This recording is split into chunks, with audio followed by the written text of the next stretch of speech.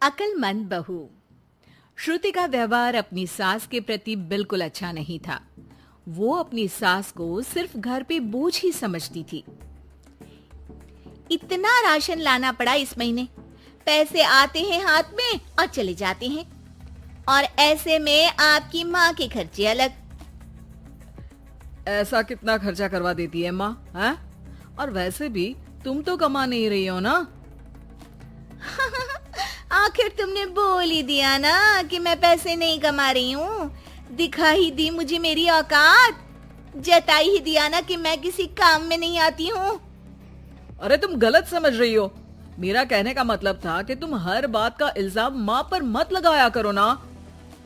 तभी बगल के कमरे से माँ आ जाती है। अरे बेटा, इतना तेज बोल के मत लड़ो, बाहर वाले सुन लेंगे। माँ जी, सुनने दीजिए उनको भी।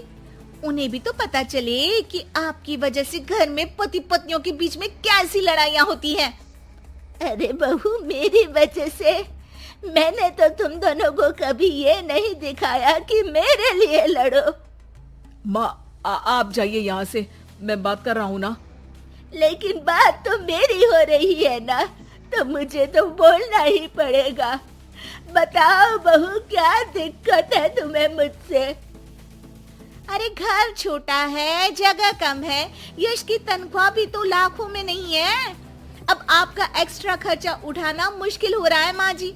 आप यश के छोटे भाई के यहाँ चले जाइए ना कुछ महीने। एक्स्ट्रा खर्चा?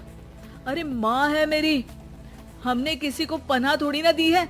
एक्स्ट्रा खर्चा क्या होता है? जब हमको चाइनीज खाना होता है तो माँ के लिए भी सूप मंगवाना पड़ता है, ये एक्स्ट्रा खर्चा है। घर की ईएमआई के साथ माँ की दवाई की भी चिंता करनी पड़ती है, ये भी एक्स्ट्रा खर्चा है। माँ को रोज कोई ना कोई बीमारी होती रहती है। इसी डर से हम कार नहीं खरीद रहे कि हॉस्पिटल में पैसे लग गए तो कहाँ से आएंगे। और खाने पीने कपड़े इधर उधर के खर्चे तो जोड़ भी नहीं रही हूँ मैं। अरे ये सब तो मैंने यश के लिए भी किया है, मैंने तो ऐसे उंगलियों पे हिसाब नहीं रखा। लो, आपने भी जता दिया ना। अरे आप थोड़े दिन किसी रिश्तेदार के यहाँ क्यों नहीं चली जाती? खर्चा भी बचेगा और घर में शांति भी रहेगी। यश श्रुति की ये बात सुन के गुस्से से आग बबूला हो जाता है। चुप हो जाओ श्रुति, बहुत हो गया तुम्हारा। मेरी माँ है वो, और उनका अधिकार इस घर पे हम दोनों से भी ज्यादा है। और खर्चे बचाने की इतनी ही पड़ी है तो तुम खुद क्यों नहीं चली जाती अपने मायके? घर में शांति तो तुम्हारे जाने से भी हो सकती है। श्रुति ने ये नहीं सोचा था कि यश कभी उससे इतनी तेज आवाज में इस तरह से बात करेगा। अपनी सास के सामने यश ने उससे इतनी बेरुखी से बर्ताव किया कि श्रुति ने सोच लिया कि वो अब अपने मायके चली ही जाएगी। अगले दिन जब यश ऑफिस गया हुआ था, उस वक्त श्रुति वहां से मायके चली गई। माँ, कैसी हो? अरे बहू के राज में जी रही हूँ बेटा, अच्छी ही हूँ। तू बता, अचानक कैसे आ गई? अरे सास से खिटपिट हो गई। मैं थोड़ी देर वहां नहीं रहूंगी घर में तो अकल ठिकाने पे आ जाएगी उनकी। हाँ हाँ, जितना रुकना है रुको, आप ही का तो घर है। अरे भाभी कैसी हो? दिखी ही नहीं तब से। आपकी माँ के लिए दवाई खरीदनी थी तो लेने गई थी। माँ, तबीयत ठीक नहीं है क्या?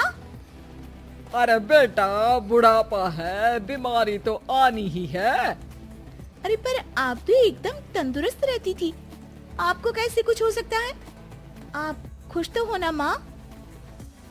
ये क्या बात हुई? खुशी तो रखते हैं, कोई रुलाती थोड़ी ना है आपकी माँ को। हाँ बेटा, खुश ही हूँ। माँ ये कहते हुए जरा भी खुश नहीं थी। थोड़े दिन श्रुति वहां रुकती है। एक दिन जब वो अपने भाई के साथ बाहर से कुछ सामान लेकर कार में आ रही होती है, तभी भाई पूछता है, कब जाने का प्लान है? अरे भैया, अभी तो आई हूँ। हाँ हाँ, वो तेरी भाभी पूछ रही थी कि कब जाने वाली हो, मतलब जाने से पहले बता दोगी तो अच्छा रहेगा, हम तैयार रहेंगे। एकदम जाओगी तो बुरा लगेगा ना। हाँ भैया, बता दूंगी भैया।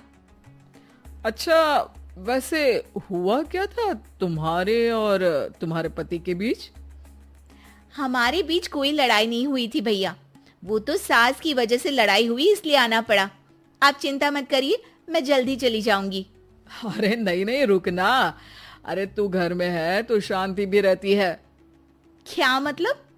अरे मत पूछ श्रुति, आए दिन माँ और तेरी भाभी में नोक झोंक चलती ही रहती है। तेरी भाभी का कहना है कि माँ का खर्चा बहुत होता जा रहा है घर में। अब माँ की क्या गलती है? बीमारी किसी से पूछ के थोड़ी ना आती है। तेरे सामने वो कुछ नहीं बोल रही है, तेरे जाते ही माँ को ताने मारने लगेगी। और आप कुछ नहीं बोलते? मैं बोलूंगा तो मायके चली जाएगी गुस्से में। श्रुति ये जवाब सुन के चुप हो जाती है। उसे एहसास होता है जैसे ये उसकी भाभी की नहीं, उसी की बात हो रही है। पर भैया, आपकी तो इतनी अच्छी जॉब है, पैसों की कोई दिक्कत नहीं है, फिर भाभी को क्या दिक्कत है? अरे किसी को पालने के लिए मन में प्यार होना चाहिए श्रुति। जेब का पैसा भी जरूरी होता है, लेकिन नियत हो तो कम में भी खुश रहा जा सकता है। श्रुति उसके बाद कोई सवाल नहीं करती है और जाके सीधे अपने भाभी से कहती है, भाभी, आप माँ को अच्छे से नहीं रखती हो।